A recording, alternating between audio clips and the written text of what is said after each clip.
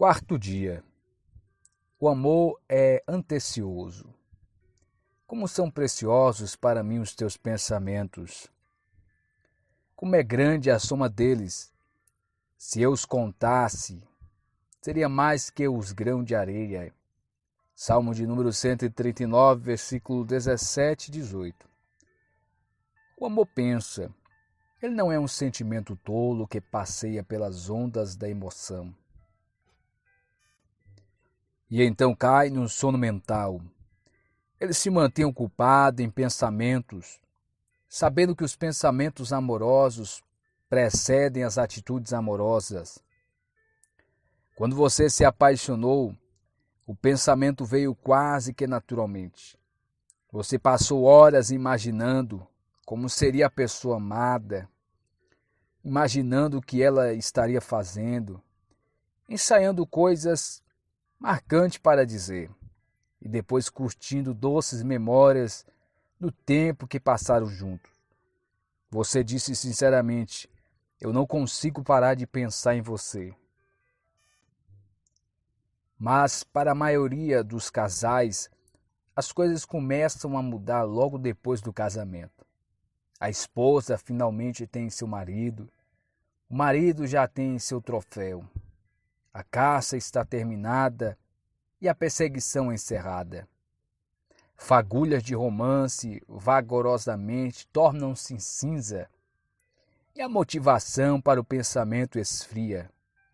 Você se deixa focar em seu trabalho, seus amigos, seus problemas, seus desejos pessoais, em você.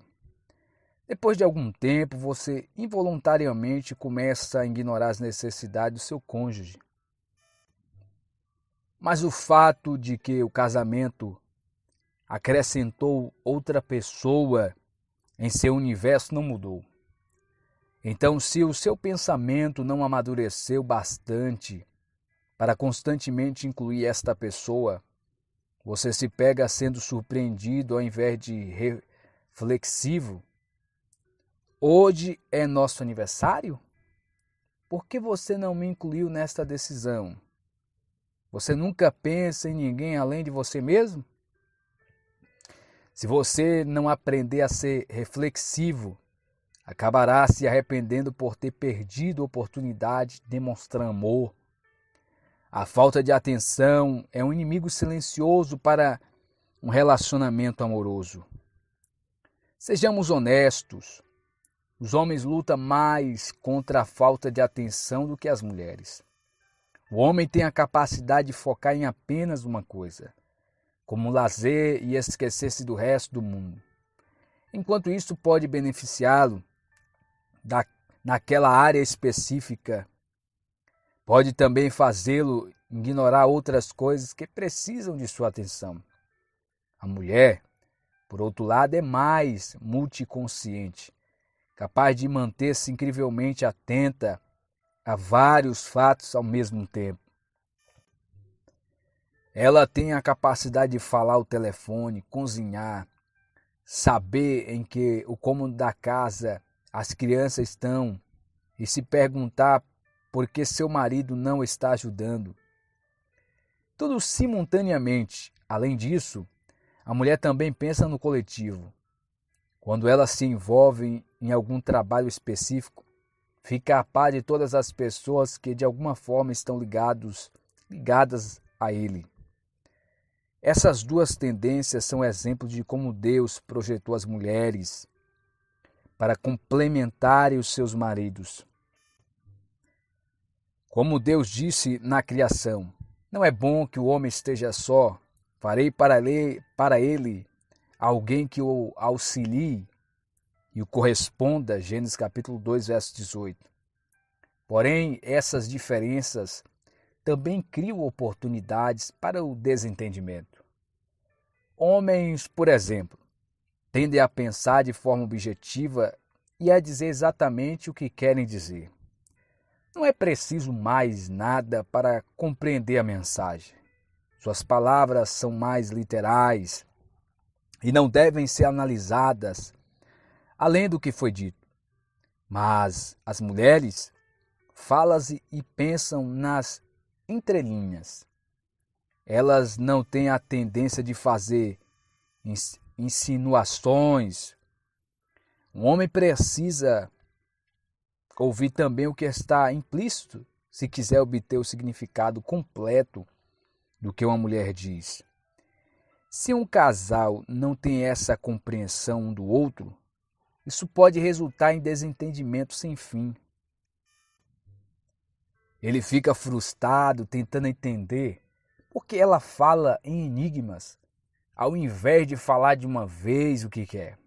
Ela fica frustrada tentando entender por que ele é tão desatento e não soma 2 mais 2 para compreender o que ela diz. Uma mulher deseja profundamente que seu marido seja atencioso e reflexivo. Essa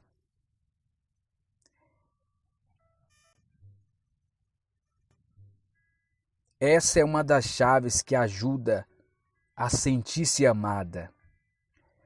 Quando ela fala, o homem sábio ouve como um detetive para descobrir as necessidades e desejos implícitos em suas palavras.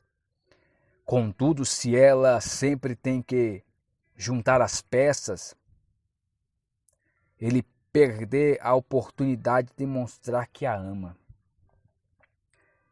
Isto também explica por que as mulheres ficam chateadas com seus maridos sem dizer a eles o porquê. Ela pensa, eu não deveria ter que explicar isso para ele. Ele precisa ser capaz de olhar a situação e entender o que está acontecendo aqui.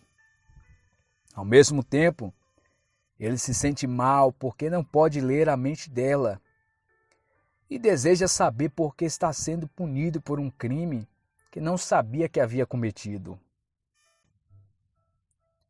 O amor requer atenção dos dois lados. O tipo de atenção que constrói pontes através da combinação de paciência, bondade e generosidade. O amor ensina a acertar o alvo, a respeitar e apreciar a maneira única de pensar do seu cônjuge. O marido deve ouvir a sua esposa e aprender a considerar as mensagens não ditas.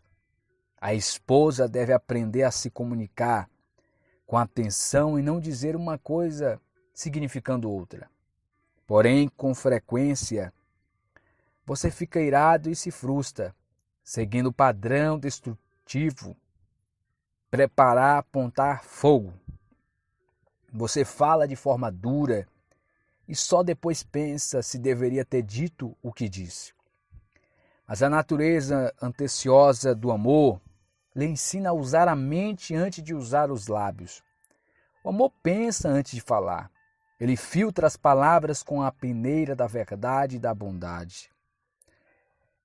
Quando foi a última vez que você gastou alguns minutos pensando em como poderia demonstrar amor ao seu cônjuge e entendê-lo melhor? Qual a necessidade imediata que você pode suprir? Para qual próximo evento, aniversário, data comemorativa, feriado? Você já pode se preparar? Grandes casamentos vêm de grandes reflexões.